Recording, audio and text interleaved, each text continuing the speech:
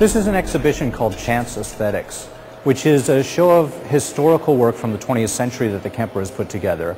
It's a really good teaching exhibition. It shows you how to look at art history through a very specific lens. That lens here is the idea of chance, randomness and accident, and the things that are out of the artist's control, but that the artist uses to create a work of art.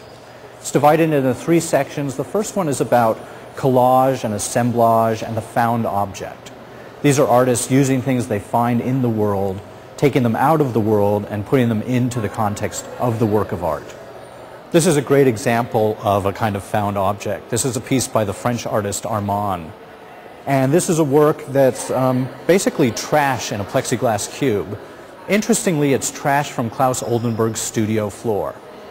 For a period of time, Ernst set up a plastic box in Claes Oldenburg's studio, and instead of throwing his trash in the garbage, Claes would put his garbage in this box. When the box was full, the lid was put on it, and it became a work of art. These are some more examples of found objects. This is a work by Jean Dubuffet that's actually in the Kemper's collection, and it's just a piece of driftwood that he found that looks like a face. Kind of funny sculpture that's made of nothing but a piece of wood that he found. Over here, these are some of my favorite works in this exhibition. These are by the Swiss artist Dieter Roth. And this is a kind of process drawing. This is made of mayonnaise. And these are works from the 1970s. So this is 40-year-old mayonnaise on paper. What's happened is that the artist spread some kind of gobs of mayonnaise on a piece of paper, slapped it in a frame, and it's been sort of growing and putrefying for 40 years. You can see there's all kinds of different molds and fungi growing on this, attaching themselves to the glass, a whole little ecosystem inside the frame. It's a kind of found composition in that the artist didn't intend for it to look this way, but set up the kind of parameters so that it might. Over here, we have 40-year-old bologna sandwiched between pieces of plastic.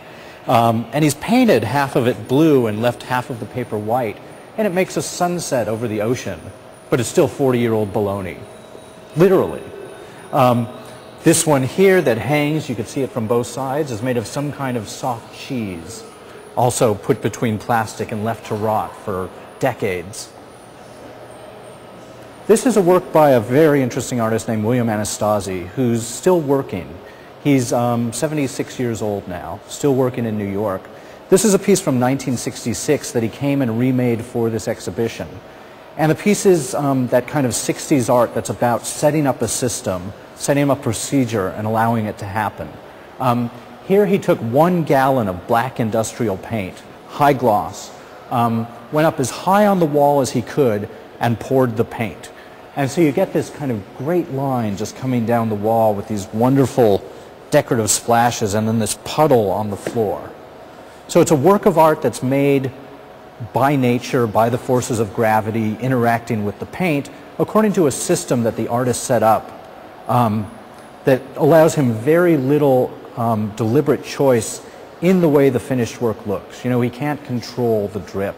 He can't control the spatters. He can't control the shape of the final puddle on the floor, but he sets up this system to allow those things to happen. This section of the exhibition is about automatism, an idea that the surrealists really championed, doing things that would produce images automatically that was supposed to allow the artist to get in touch with his subconscious.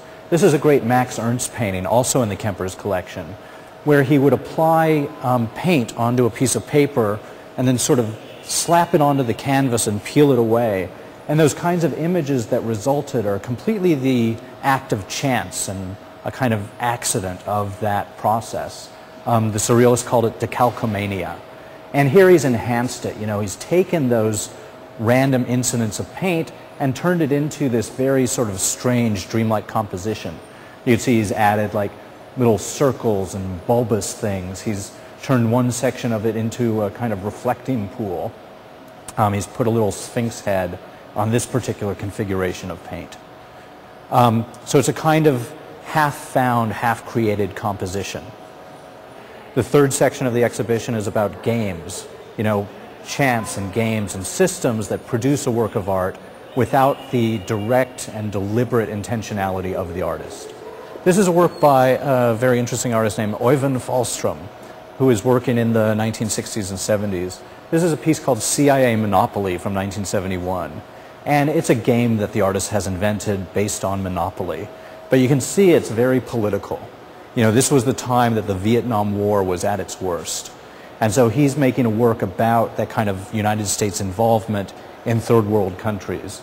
You can see that there's a list of various countries and the kind of militarized groups that the CIA has sponsored in each of them. This is a film about nothing? This is a film of nothing. This is a work by Namjoon Paik from the early 1960s, and it's called Zen for Film. And what he did is he just took unexposed film and projected it. So it's literally the light going through clear celluloid onto the wall. And so the only image that results are from the accidents that happen to the film, you know, the scratches that the projector makes, the dust that gets on the film. It's literally a film of nothing. Or if you want to bring your own art into it? Or? Exactly. It may be an early participatory work. But this exhibition, Chance Aesthetics, is a really interesting look at most of the 20th century through the lens of the idea of chance.